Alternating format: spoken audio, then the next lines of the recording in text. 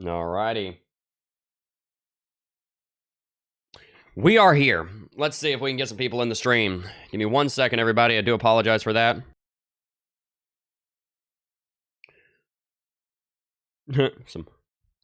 All right. Yes, we're back. Good to see you, Mike Lowry. Okay. Apologies for that. Give me 1 second. I want to see. I do have a piece of hardware here that I think I may be employing. Yes. I think I'm going to be employing this piece of equipment because we didn't actually lose power. We just had about 10 power flickers and surges. That is a power strip that is also a battery bank. So I think I'll be plugging my internet into that as soon as this. Oops, sorry. I think I'll be plugging my internet into that as soon as the stream is over, so that kind of event doesn't occur in the future. Apologies for that. Let's give it just a second of reading chat to let everybody get back in because it will have kicked me out of the other stream because it closed the web page and I can't get back into it, or I would have started in the other one. Let me make sure people know where we are, and then we will jump right back on into it. I do apologize to everybody who is probably pretty confused about what just happened there. All right. Good to see everybody. We are still in the middle of doing introductions, so let's go ahead and shout some people out. We got Mike Lowry in chat, Neil's in chat, Jarat in chat, Queen, Josh Denham, Kate S., William, Brady Hollick in chat. What happened? Well, essentially what happened is the power company around here is not the best, and so they have power flickers. I've actually lived in this area for over 10 years, and I remember even up to over 10 years ago this happening. So do apologize for that. That's the first time that's happened, though, since we've been running the studio like this. So, as I said, I have a battery bank, which is also a power strip that would prevent something like that from happening. So, literally, as soon as I get off stream, I'm going to go and figure out how to put our internet on that battery bank. I just showed it a second ago if you want to scrub back in the stream. But we've got a lot to do and not as much time to do it. So we've got to catch on up. Mario De Leon is in chat. Queen is in chat. Mike Lowry's in chat. And guys, today I want to just let you know that today's episode, give me 1 second, just make sure everything is in order.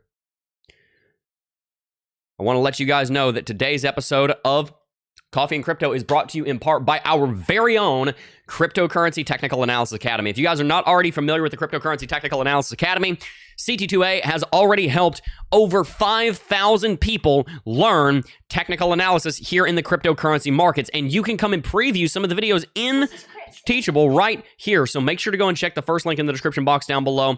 Over the course of the last nearly 5 years, we have been helping countless individuals. Actually, I'm sorry, it's been over 5 years, been 5.5 years. We've helped countless individuals get started in the kind of technical analysis that you are about to see so that they can learn how to do technical analysis on Bitcoin and cryptocurrency markets every single day so that you can make some money trading and investing in this space. There is so much money to be made in the cryptocurrency space, but you've got to put on some skill sets to learn it.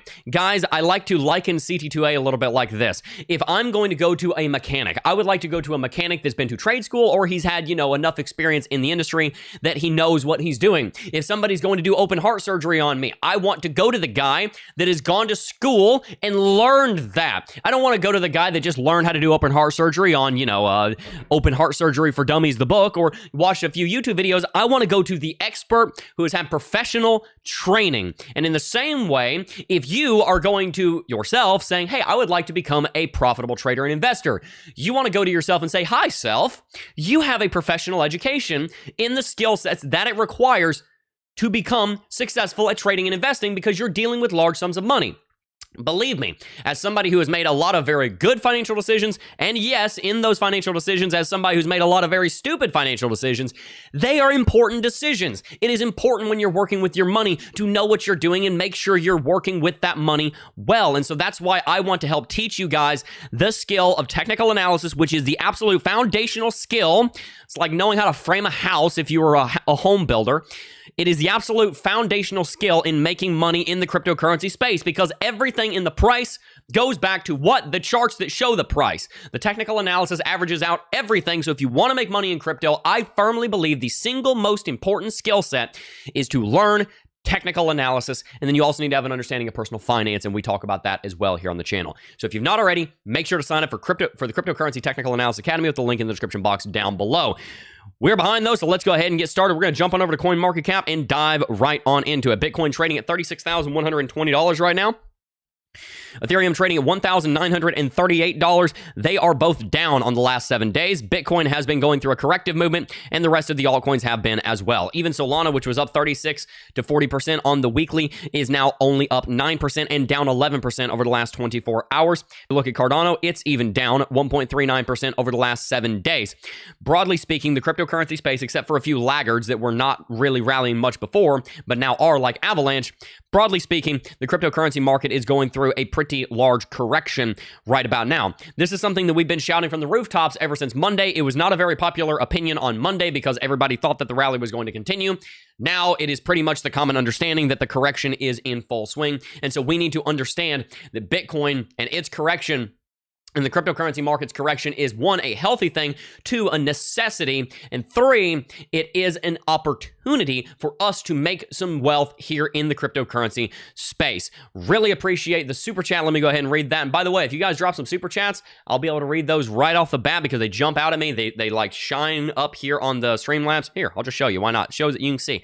It shows it in chat. You guys can see it on your end.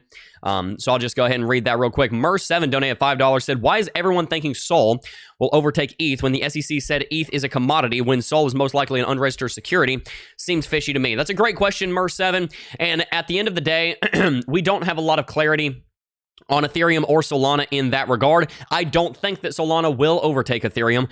I, at the same time, understand that there's always a possibility of that. Because remember, one of the things we teach on in the Cryptocurrency Technical Analysis Academy is a game of statistics and probabilities. I talked about this video yesterday. We have to understand that there is a statistical and a probabilistic likelihood for everything that is possible in the cryptocurrency space. Is it possible that Solana overtakes ETH? Yes. Is it likely? I think no. Partially for the reason that you just said, but also for reasons of seniority, for reasons other than that, as far as the way that the tokens were distributed, the way the blockchain itself is built, the security, etc. Ethereum has its own issues, but probably not quite as many as Solana. At the same time, there is that possibility that Solana makes an attempt for the Iron Throne, if you will, and for the queendom of being the top altcoin. And so I think it is wise to have some investment in Solana with it being such a large cryptocurrency, even if you have some obvious concerns about its integrity as a blockchain. Neil says, thank you for all your information back in the days. Thank you, Niels, and thank you for coming back. Welcome back to the channel. Welcome back to the bull market. I am so excited to be here. Chance said, Jeb, come into Discord more. You know what? I need to set a schedule and say, all right, I'm going to come into Discord these times. Just because it's one of those things where if I don't schedule it, it doesn't happen, and I need to do better about that. You are right. If you guys are not already there, our Discord server is doing pretty well. There's a lot of people over there, so make sure to check it out. Links in the description box down below. All right. Let's go ahead and jump straight on over to the charts and get started on Bitcoin. I'm moving even faster than I normally do because the internet gave us a little bit of concern today. Right now, Bitcoin is in a very precarious spot. And you might think, well, Jeb, none of these lines make any sense. Well, I promise you every one of them is here for a good reason. So let's break down what all of these different lines mean. And I'll show you what they are entailing for the next couple of days. First and foremost, I want to denote these 3 trend lines because they are the 3 important trend lines that we need to pay close attention to right now. The first trend line is this downtrend right here, was former resistance. It was something, a level that we were thinking that we would probably reject from. We were wrong on that. Bitcoin actually broke through that level. There was a lot of exuberance there. That was nice to see. We enjoyed seeing that, but Bitcoin ended up stopping out here at the double top up on this white line at $38,000. At this point in time, Bitcoin is using that downtrend as a level of support, and from here on out, that downtrending level of support will likely not be relevant, but what we'll do is we'll leave it there for a couple of days, just in case it does show up to be relevant at some point in the near future, because Bitcoin could obviously bounce down here like this and bounce on it again. So until it is almost certain that it's not going to be relevant, I'm going to leave it there. But it has pretty much played out its course. Now, the other trend line that we want to look at would be this trend line right here.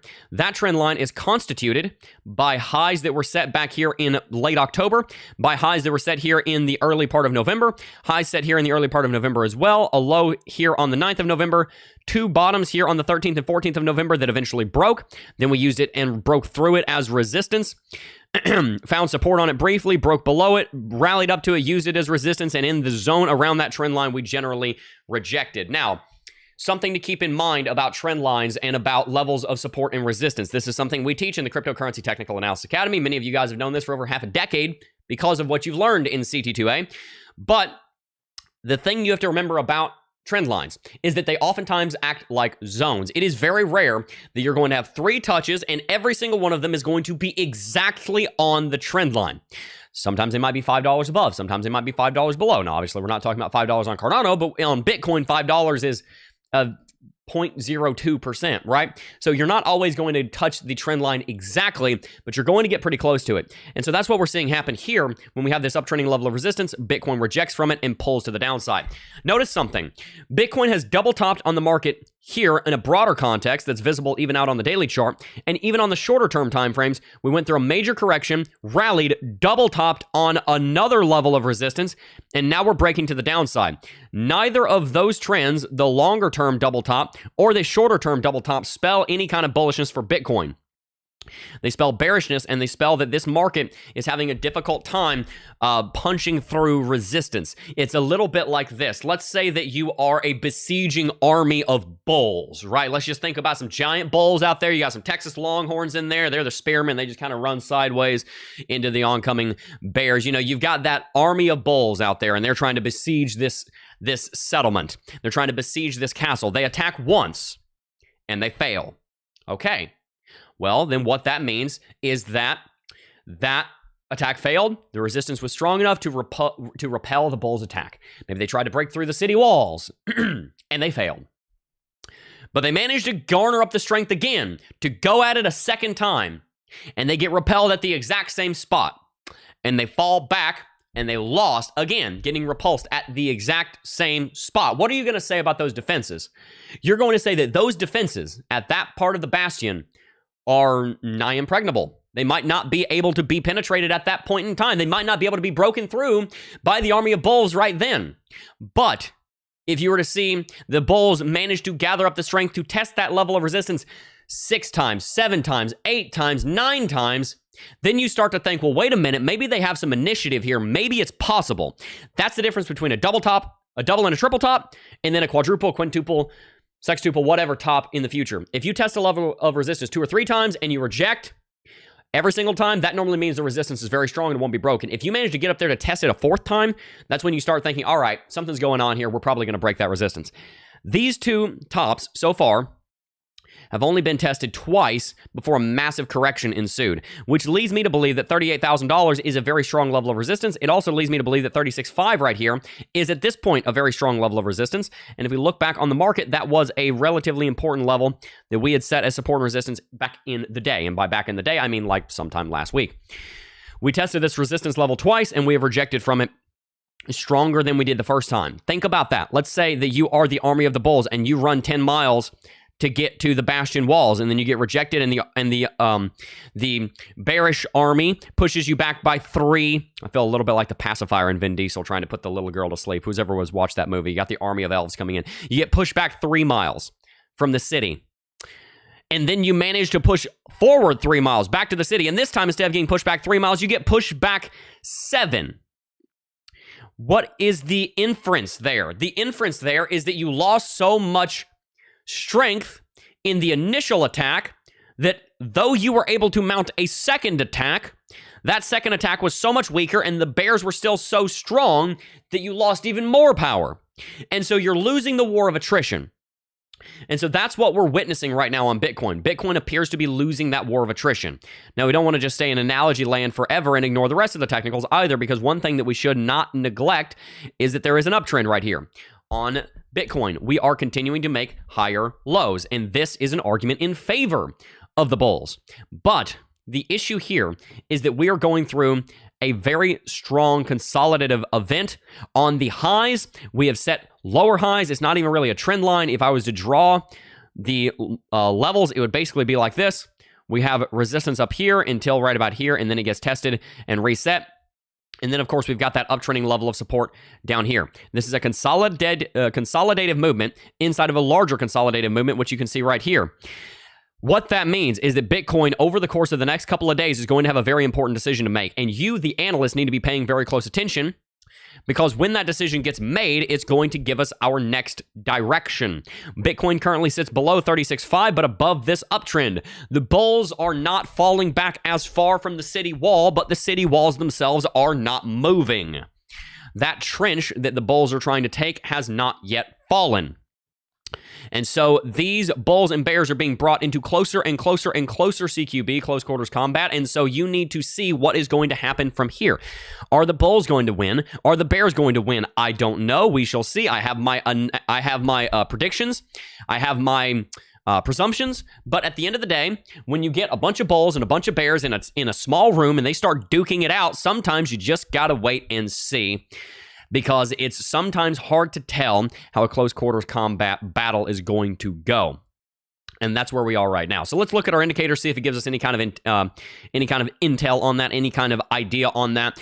Right now, we've got a bullish cross that came in on the MACD, but that's already crossed into a bearish cross. Point against the bulls. This is the hourly chart, probably the best chart to analyze this on.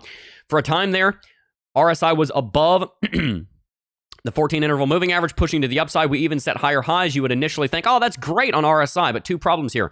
Number one, on this more recent rejection, remember, the first rejection was not that bad. We got pushed back, by the analogy, like 3 miles. Second rejection, we got pushed back like 7, right? So this wall held. They didn't give an inch. The bulls gave quite a few inches, if you will.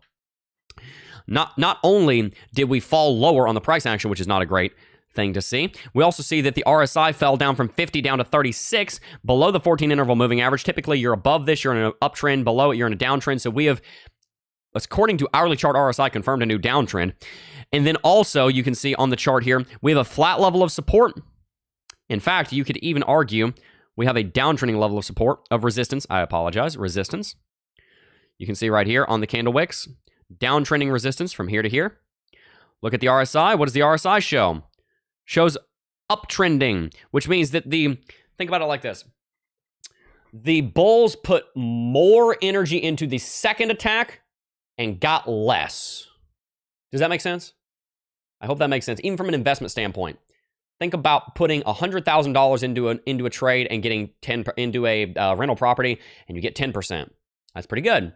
But then think about putting $150,000 into a rental property and only getting 7%. Not a good trend, right? That does it. If you extrapolate that and that trend continues, you end up putting $500,000 in and getting 0%. It's a little bit similar here.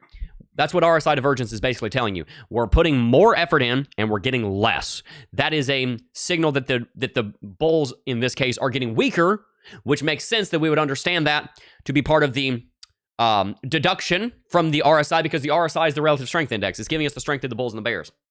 Again, RSI goes up to 51 instead of up to 49, about 51 and a half. I'll call it 52 instead of 49, and the bulls make less progress. See, we went higher on the first test than we did on the second test. Again, very strong indication that the bears are the ones that are not in charge right now. Looking at Lux Algo, I guarantee there's a sell signal. Yep, there is. You can see it right here. Trend catcher was red, and I did not pre-analyze that. I just know the indicator well enough to tell you what it's going to say. There was a sell signal up here that was confirmed at this point, so our confirmed sell signal on Lux Algo came in here. Sell signal was here.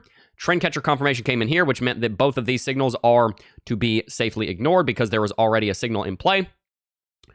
Lux Algo sell signal came in here at the very top. Really cool. The second we broke bearish out of the reversal zones, we get a sell signal. Love to see it from Lux Algo. Absolutely remarkable technical indicator. If you guys don't have it, you are missing out. I am telling you what, you are missing out. I've been using Lux Algo for 3 years. It's a remarkable indicator. Let me just check chat and make sure everything's good. Looks like everything's good. Got a bunch of people back. Looks like we're good. Apologies for the issues. With the stream. All right, let's continue on here.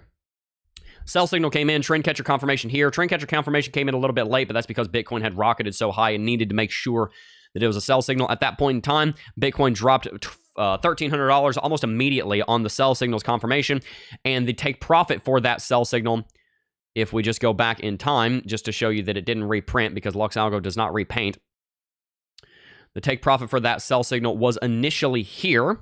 We hit that very, very easily. And then when we moved further to the downside and broke through that take profit,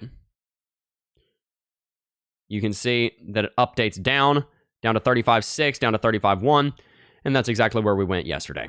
So just a heads up on that. Lux Algo called that basically perfectly, as it basically always does. If you guys don't have Lux Algo, you're missing out. Said it before, I'll say it again. And the take profit right now is down at 35.4. We have already hit that take profit. This is the take profit that was up here, I believe. Actually, no, I take that back. This is a new take profit for this sell signal is the way that that's calculated. So with that in mind, and with that being a trend catcher red, we need to keep in mind that a drop down to 35,000 could be happening on Bitcoin any day now. Now, I don't want to just be a bear because there are plenty of reasons to believe that we're bullish. If we zoom out, because when in doubt, zoom out, and I'm in doubt about the strength of this market. When in doubt, zoom out. Let's look at the market out here. Well, unfortunately, I don't have much of a bullish narrative to tell you out here. And the reason for that is because Bitcoin put in a gigantic bullish engulfing candlestick yesterday. You can see that right here. Huge bullish engulfing candlestick. Green candlestick, twice the size of the red. But then we came back down and just fell straight through the floor once again, creating what amounts to a 3-daily chart spinning top. You can even see it. It finally closed. Yesterday, I was trying to show you that it was going to be a 3-daily chart spinning top. Well, it finally closed. And you can see the spinning top here. But by the way, it's not just a spinning top. It's a spinning top that is weighted in the bearish direction because the bearish candlestick is longer than the bullish candlestick. The wick low is larger than the wick high, which is generally speaking not a good sign for the market. We at the same time are witnessing a shooting star candlestick formation over here. If you want to learn more about these candlestick formations, make sure to go and check out how to read our candlestick charts over here in the Cryptocurrency Technical Analysis Academy, and then also come down here to our Introduction to Candlestick Analysis video where we talk more about that. Now, why are those candlestick formations important? Because they call tops. They call cycle tops. Not just little miniature tops, they call cycle tops. They call the top of the rally that you are in. And we're looking at the rally on the 3-daily chart here, which means that this is calling the top of the rally that we've seen ever since 25. Again, I don't mean to be a perma bear, but the indicators are pointing in the direction that this uptrend that we've been in, this $13,000 rally, is in great danger of having a correction. Where would it correct to? Again, I've given you those 3 levels before. 35 is our level that we would go to first. We've already basically hit that. Then you have the 0.5% Fibonacci level, sitting at about 32.5 all the way up to about 32,935 is another level. So about 32.5 to 32,935, about a $400 range in there. And then 31,850 is our local high that we set here and at the end of middle part of July, when we saw, you can see right here, 31,885 on this chart. You can see that that was set when XRP won its case, when Ripple won its case against the Securities and Exchange Commission. You've also got MACD coming in bearish here. You've got RSI having topped out and is coming back down to baseline, back down to the 14 interval moving average. On the daily chart, you're seeing something similar. MACD is quite bearish and getting to be much more bearish. This one green candlestick is not going to fix things, guys. Just keep in mind. Neglecting this one green candlestick, we have 6 red in a row, other than this one bullish event, this one last hurrah. And where did that get the bulls? Not far. RSI is well below the 14 interval moving average. Everybody wanted to say, jab, jab, jab, you're calling it too early, jab, jab, jab. I like when people call corrections, but I want the timing to be right. Here's the deal, guys. Technical analysis has the future written in the present. Let me say that again.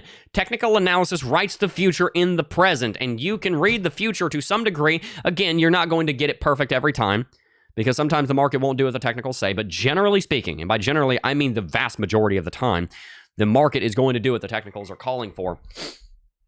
The future is written in the present, read via technical analysis. The technicals have been telling us that a correction is coming, so do not be surprised if you see a drop down into the low 30s coming soon. Why can I be so confident in that? Because all of the fundamental bullishness that we used to rally up to 36 in the first place has been spent.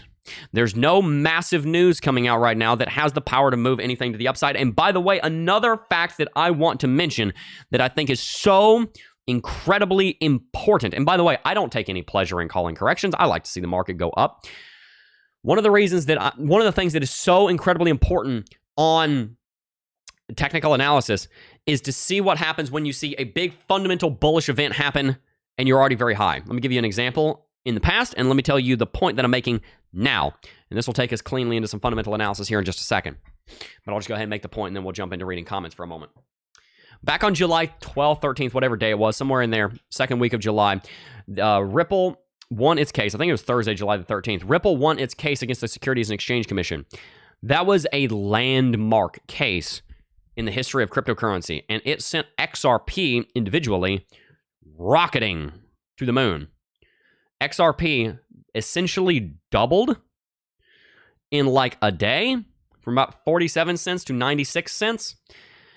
But here's the problem. That sent Bitcoin through a small rally. But what happened immediately following thereafter? We saw that massive bullish news come in, and it was not enough to spark a catalyst. It was not enough to spark a catalyst, right? And so what happened? Well, the rally ended that very day. Think about it like this.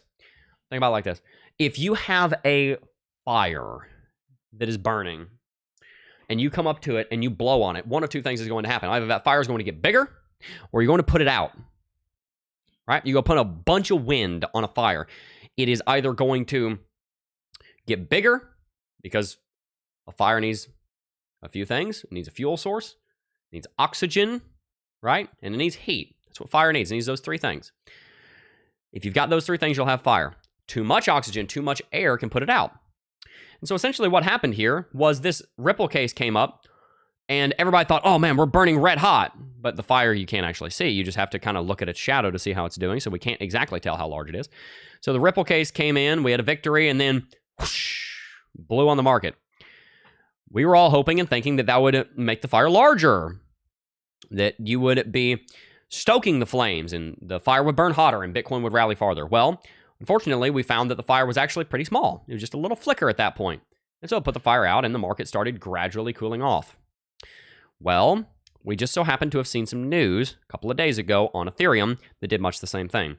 Go back to Thursday, November the 9th, 2023. We see the Ethereum ETF news come out from BlackRock. Shot Ethereum all the way up to 2122. That was BlackRock coming in, blowing on the market. Sorry, I just blew your eardrums out, all the headphone users. That was Ethereum. That was Ethereum's moment to kickstart the next phase of the rally. Now, remember, November 9th, what happened that day? Bitcoin hit its high. It hit $38,000, largely because of the rally that was going on Ethereum. Bitcoin has not managed to hit a new local high. Ethereum is in a major correction. And in a similar way, that the bullish news of Ripple winning their case put that flame out and the market started into a downtrend. In a similar way that Bitcoin CME futures came in on the day of the all-time high in 2017, literally the day. The market entered a bear market the day CME futures launched. Massive rally from the launch. 8 hours later, we had blown the flame out and the thing was crashing. On the day that the Coinbase IPO launched, remember that? We hit $65,000, I think, that day, or within a week of that, in 2020, in 2021. Here's another example. El Salvador adopts Bitcoin, right? You remember that? Bitcoin goes through a massive correction, essentially immediately following that. If you remember the chart, El Salvador adopted Bitcoin, and that was official right in here. Pretty much immediately, Bitcoin goes through a correction. What? Why is that? Well, some people call it buy the rumor, sell the news. I think it's a little bit more complicated than that. I think why it happens is because when you have a major news event that's bullish come into play, that gives an opportunity for the market to prove whether or not it actually has the capability to go through with the bullish event that should happen as a result of bullish news. And if that rally does not happen, the disappointment of that rally not happening discourages the bulls, and they stop providing buy pressure. And then you have the suckers left over, if you will, the people that are going to be left holding the bag, trying to buy the market. But the wise bulls see the writing on the wall, and they see, oh, that should have rallied us $5,000. It didn't. Maybe I can glean some information from that. And that's where we've been since November 9th. We've been sputtering. We've been in a huge rally before then. BlackRock Ethereum ETF information comes out, we start sputtering. So pay close attention to how the market reacts to news, because oftentimes if the market tops out and decides, no, I'm not going any further, after you have a major bullish event, which that was a major bullish event, then that will be a telltale sign that that rally is over. Let's read some chat. Really appreciate all of you tuning in. Mer7 donated a super chat, so let's read his chat first. Said, is it common when Bitcoin drops 2 to 3% and Ethereum drops 4 to 5%, all the other altcoins drop 10 plus? Can you explain why this happens every time Bitcoin drops? Sure. I have a 3-year-old, so I use this as an analogy. If I'm walking around a grocery store and my son's on foot, if I walk 10 feet in one direction, my son has walked 50 feet in the other direction. If I walk 10 foot in another direction, he's going to walk 70 feet in the other direction. I got to say, Malachi, come here, right? The altcoins are a little bit like that. That's the best, that is the simplest explanation that I can say. The altcoins get, the smaller the altcoins are, the less mature their market is, and the further that they go in the direction that daddy runs, which is Bitcoin, and the direction that Ethereum runs, which is mommy, they tend to go much further in whatever direction they're going. That is the simplest explanation that I can give for that. A slightly more technical and professional explanation for that is that the cryptocurrencies that are outside of the top 10, or the smaller cryptocurrencies, they are significantly more volatile because they have a less powerful, a less well-developed baseline of supply and demand. They are much more mobile because they don't have as many people that are long-term holders. The stock market, for example, you're rarely going to see move more than 30% in a year. The large part of the reason for that is because there is such a huge basis of people invested in the stock market that are not going to buy or sell for any reason other than the fact that it came time in their plan to do so. They're just not going to do it. Same thing with Bitcoin. Bitcoin is a little bit hard to move because there are so many people in Bitcoin that come hell or high water, if they have any inclination that a bull market's coming, they're going to dollar cost average every week, and you're not stopping them because they are stubborn, which is, if you know what you're doing and you have the right philosophies, being stubborn is not necessarily a bad thing, right? And at the same time, if Bitcoin goes into a massive correction, there are so many people that I call bedrock that you are just not going to get to move no matter what. You're not going to get them out of their Bitcoin. You're not going to do it. It's just not going to happen. It could go to zero and they're not selling, which means it never will. And so you have that bedrock foundation. The altcoins do not have as much bedrock. And by the way, how much volatility a market has is actually one of the greatest measures that we have of that market's maturity. So, for example, the stock market does not have as much volatility as Bitcoin. Why? Because the investment in that market is significantly more mature. But Bitcoin, compared to the altcoins, is far more mature because it doesn't have anywhere near the same amount of volatility, unless it is bullish volatility and you see a massive rally. Now, can we see massive corrections? Sure. But normally you're seeing a massive correction not from the people that are the bedrock, but from the people that flooded in. Normally you're seeing the top soil, and so they're not dollar cost averaging anymore. Some people are in that position. It's kind of where I am right now. I've got plenty of Bitcoin, quite a lot of it. And so I'm not dollar cost averaging at the moment, but most people are. And so you're not going to get them out of their Bitcoin. You're not going to get me out of my Bitcoin. I'm just not selling it. I'm just not going to do it. It's just not going to happen. It's not going to happen. I'm not doing it, right? I enjoy being a whole coiner, right? I love that. And I want that to stay that way forever. Cool. Not going to change it. And so the altcoins are far more volatile because they have less bedrock. Do we have some bedrock present? All right. Really appreciate all of you guys for tuning in. Let's read some chat. You need a healthy correction for a sure super bull market, Shadow Blader said. Absolutely. Totally agree. Mark Liano said, Jeb, you are making sense now. Bulls losing strength. Anybody else buying Phantom? I haven't looked at Phantom in a while. We do have an interview with Michael Kong up on the channel if anybody's interested. I thought it was a pretty good interview. Caught him about 2 years ago. To my knowledge, I think Phantom's doing all right. It's actually rallied substantially. It's almost doubled. So might not be a bad investment. Could look into that if you guys would like. Let's see here. Let's read a little bit more chat and then we'll keep going here. Hopefully I'm starting to make sense to you guys. Does Jeb ever short Bitcoin? Oh, sure. I've shorted Bitcoin before. I don't short Bitcoin on swing trades. If I'm shorting Bitcoin, I'm normally shorting Bitcoin because I think it's going to move to the downside in the next hour. You know, I'm generally not betting against Bitcoin in the long run. Now, especially not right now because we're in a bull market. But of course, there have been times that I've called for Bitcoin to go down to exceptionally low lows, and people have hated that. So just keep that in mind. Crypto Chef said, nothing but love for Jeb. Thank you so much. Appreciate that. Stacy Rumsey said, late but here. Bought more Cardano yesterday. Good deal. I do just want to give you guys an update. I've been sharing with you guys how the channel's been doing, and I'm happy to tell you that it has been doing extremely, extremely well. Got a lot of new subscribers coming in. You can even see right here, we just jumped past 305,000 views in the last 28 days, plus 481 subscribers. Subscriber growth has turned around massively. Got a bunch of new subscribers coming in, and you can see the watch hours are doing very, very well. Had a ton of watch hours Even over here on the subscriber feed, look at that, guys. Up and to the right, as any uptrend should be. Isn't that lovely? Over the last 365 days, the Crypto Jeb YouTube channel had been losing some subscribers. And a big part of the reason for that was I was not uploading videos daily. We were just doing the live stream daily. Well, the videos are back. We're uploading like 60 videos a month right now. It's crazy.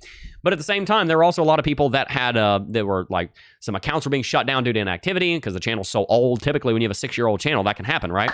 And also, a lot of people had left during the bear market. So pretty much everybody was bleeding subscribers. But it's turned around. We're growing now, and we are on our way. I want to hit 500,000 subscribers this bull market. I believe that we can do it. I believe that we can do it. I believe we can go to 1 million. I believe we could go to 1 million subscribers if we all come together around one thing. What is that? Not me. Come on, guys. You know me well enough to know by now that I'm not going to say this is about me, because it's not. This is about one phrase.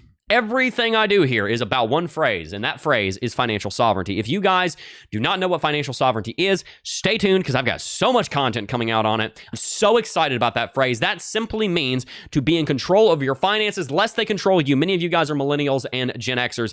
You have witnessed plenty of people in your life. You have probably been this person in your life where you are drowning in debt. You are drowning in clutter because you're not in control of your stuff. You are drowning in being $3,000 in the red on your personal finances every month. You are drowning in your finances controlling you. Part of the reason you're in cryptocurrency is because you're tired of the government and the banks being the ones that tell you what to do with your money.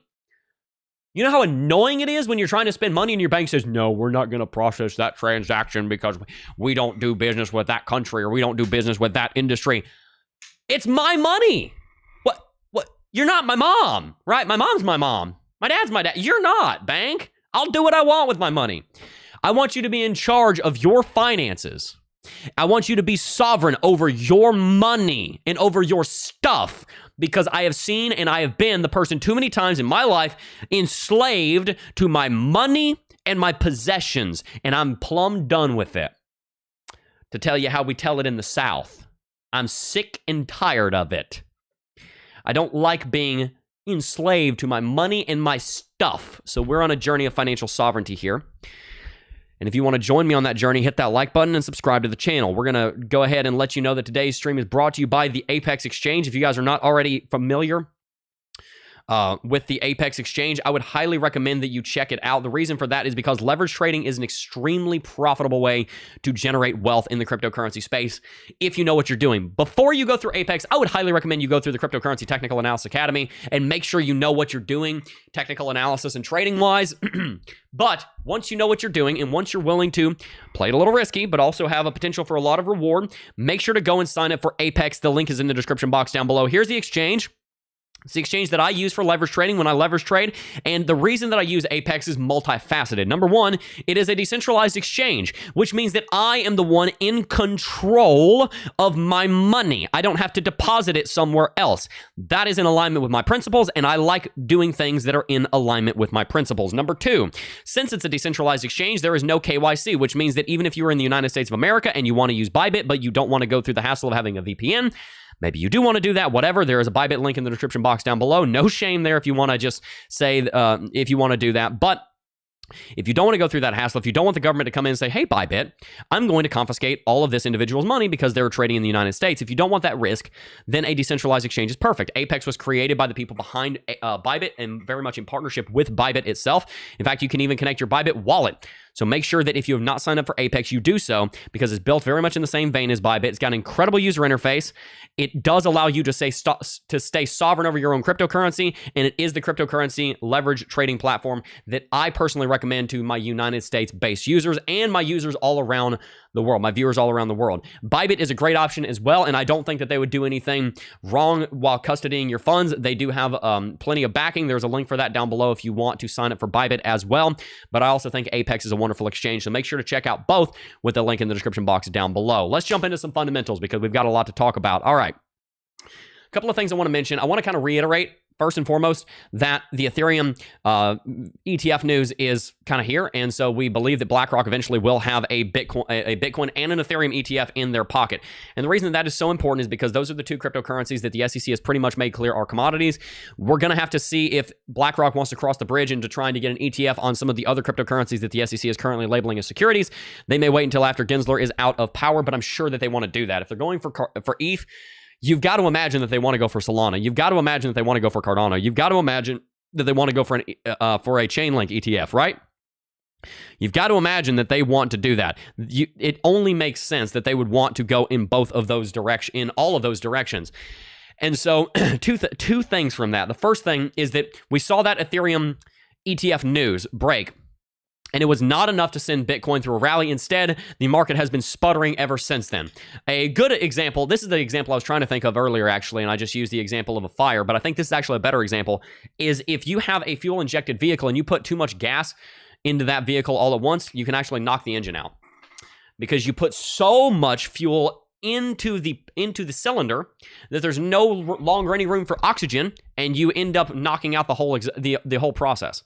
That's actually something that would happen in a degree to the Spitfire. The Spitfire in the Second World War was a fighter aircraft, but it was fuel injected, and so it ran into issues that when it would go upside down, it would actually dump fuel into the engine and it would sputter out and the engine would stall. And then you would have, obviously, when you stall an engine, you have to keep trying to ignite it to get the engine to go again. And so that was one of the things that the BF-109 pilots and the Focke-Wulf 190 pilots would use against the Spitfire. They'd take them up into a rise, force them to roll over and to pull negative Gs. Spitfire would stall, they'd take out the Spitfire. So they ended up changing to, excuse me, I think it was carburetor, and they ended up changing it to fuel injection. That's what it was. It was carburetor, and they ended up changing it to fuel injection. But so that's kind of what happens with Bitcoin. You dump too much fuel in there, you take out all the oxygen, the whole reaction breaks down because you've got too much of one of the parts of the triangle. You know, you need heat, fuel, and oxygen for a fire. If you've got too much heat, the whole thing, melts. If you've got too much fuel and not enough oxygen, you smother the fire. And if you've got too much oxygen and not enough fuel, then you extinguish the fire. And so that's kind of what's happening to the cryptocurrency space right now. We saw a lot of bullishness come in the form of the Ethereum ETF. Was not enough to, it kind of threw things out of whack, and now we've been sputtering. The market is stalling in a very literal sense. And so that's kind of the thing I want you to keep in mind, is that we've been saying we're going through a correction for about a week now. Well, it was about a week ago that we saw that happen. It was last Thursday. Ever since Monday, I kind of caught it on Monday. I was like, oh, wait a minute. I see what's going on here. I've seen this before. So we've been calling for a correction since Monday, and we've been beginning that since Monday as well. Now, the second thing I want to mention is just kind of a reiteration of one of the thought processes that I've brought to you beforehand, and that is an index fund.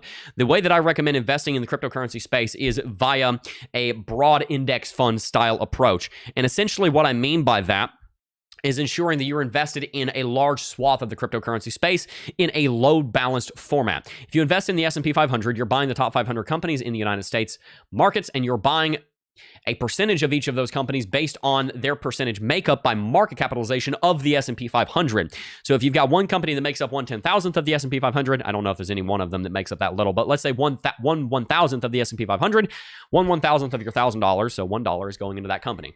If you've got Alphabet or whatever making up 7% of the S&P 500, 7% of your money is going there. In a similar fashion, you can invest in the cryptocurrency market through an index fund style approach where you invest in the top 10. Top 20, top 30, top 50, whatever it may be. And I want to reiterate something I told you last Thursday. With BlackRock launching that ETF and trying to get an ETF for Ethereum, we now have an understanding that they're interested in not just Bitcoin, they're also interested in the cryptocurrency space as a whole, which means I can tell you right now, the 5 to 10 year plan of BlackRock is to build a cryptocurrency ETF. By launching that, a cryptocurrency index fund, by launching that Ethereum ETF, we can look back and we can say, okay, we can kind of peer into the future using our wisdom and thinking about how Larry Fink thinks. He said that there is a flight to quality going on right now away from the traditional markets into gold, treasuries, and what? Crypto. We thought he meant Bitcoin, and he just couldn't say Bitcoin because of the pending Bitcoin ETF. No, he literally meant crypto. He literally meant crypto. There is valuation flowing into crypto, and it's coming. And they want to build an index fund. If you create an index fund in the cryptocurrency space, again, it's probably 5 years before this gets approved, and you've got a lot more trust in the cryptocurrency space 5 years out than you do right now from the general population. I walked around University of Florida, asked 50 or 60 people if I could interview them if they wanted to buy Bitcoin. Every single one of them, almost every single one of them, either said, "What's Bitcoin?" or "No, I don't like Bitcoin." The public sentiment about Bitcoin has a long way to go, and it's still already worth $1 trillion.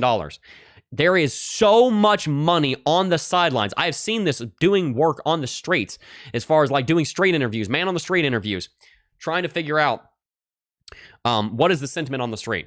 People are, broadly speaking, kind of against crypto still. And that's going to change. And when that does, because it has to, it's a good investment. People will realize that. And there's an index fund that you can invest in at spot. So it's physically backed. You're going to see tens of trillions of dollars flowing into crypto. You're going to see Bitcoin worth millions. That's coming more than likely this decade. So what's your takeaway from this stream? First and foremost, you should sign up for the Cryptocurrency Technical Analysis Academy. Hone your skills in TA now so that you have the skills that are necessary for when the opportunity comes. If you are a contractor, if you're a general contractor, and you have this opportunity to build this massive $3 million home and you're going to profit 400 grand off of it, but you were not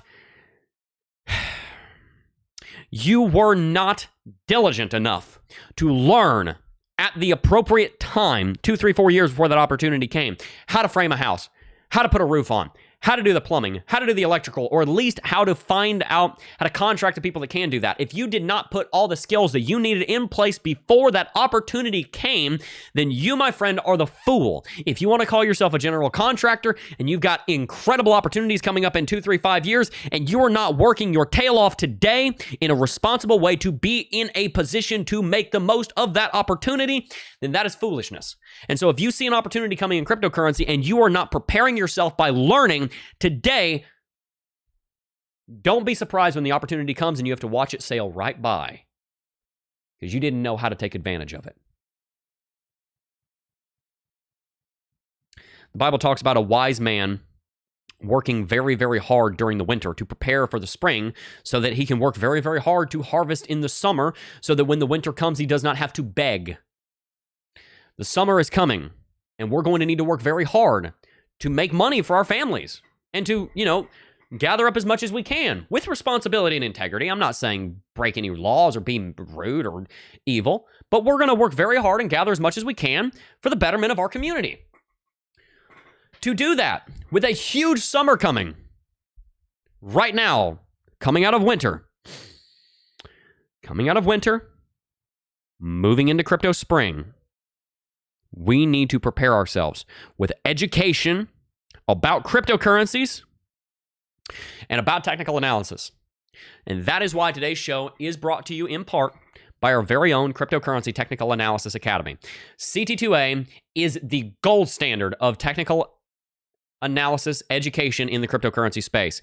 This academy is over 5 years old now and being continually updated with over 5,000 students having completed this academy, having gone through this academy. If you have not already signed up for CT2A and joined the masses that are learning how to profit in the cryptocurrency space through an education and an investment in their education in cryptocurrency, then you need to. I highly recommend it. I believe it's something that is in your best interest. If you choose not to, that's fine. That's okay. I learned technical analysis the hard way. I didn't have a CT2A. I had to do it the hard way. Your parents say, I walked uphill to school both ways. I never figured out how that works, because if that happened, then wouldn't you end up like walking up like 10 stories above your house? I never understood how you could walk uphill both ways. But anyway, I walked uphill both ways. I walked to school in 6 feet of snow. That was my childhood in cryptocurrency technical analysis education. I hope you realize the analogy and the joke there. I don't want that for you. I want it to be a little simpler for you. So I beat down the path, and then I came back and I put an expressway in, and that's called CT2A.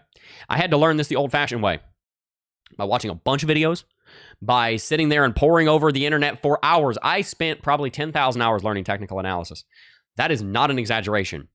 There's 8,760 hours in a year. I've been doing analysis on these markets for 6 years every single day. Tell me that's not 10,000 hours by now. I've made at least 1,000 episodes of Coffee and Crypto. That's at least 1,000 hours right there. I've made 2,500 videos. That's at least 2,500 hours of technical analysis work in the market right there. Not to mention my own trading and investing and technical analysis. I had to learn it the hard way. And I want to make it a lot easier for you, because back then I was a single man. I didn't have a wife and kids and a family that took time, which is a great thing. And I love spending that time, but I could just sit there for 12 hours a day and study TA if I wanted to. I'm not in that position anymore. You're not in that position because you probably have a wife, kids. You probably have all kinds of commitments. You don't have time to sit there and learn it the hard way and spend 10,000 hours doing that. So instead of doing that, go take a course that's about 10 hours long. Learn it in the next week or two, and then study it for the next year. Go back to it every once in a while. Watch a video here and there. Apply it. Make some money. Just like Lux Algo. I told you yesterday, Lux Algo is selling shovels to gold, picks to gold miners and shovels to construction workers. That's what I want to do. I want to sell you a shovel. And I do. I want to sell it to you because I believe it's going to help you.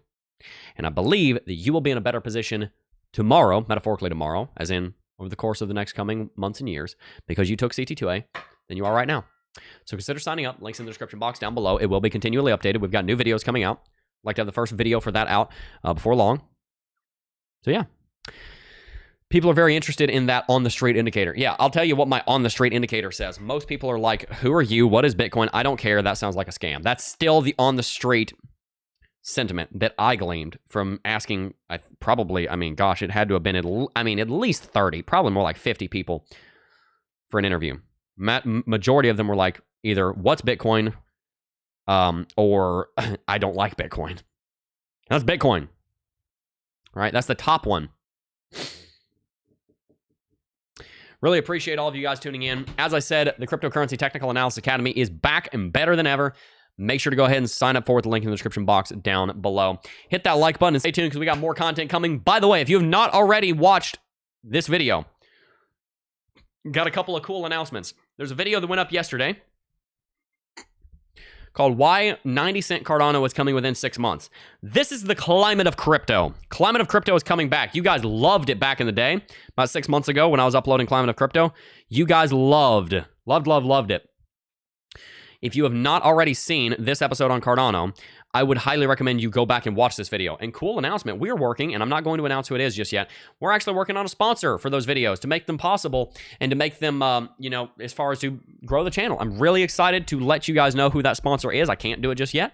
I'm not going to do it just yet, but you know the name. Let me just put it that way. You already know the name of this sponsor, and they want to work with our channel. And so they're very excited to see us doing well. They're excited to see the analytics going up. And if you guys want to help with all that, make sure to hit that like button, subscribe to the channel, share the content, leave a comment, engage with the community, sign up for CT2A, and let's go on this journey of financial sovereignty together.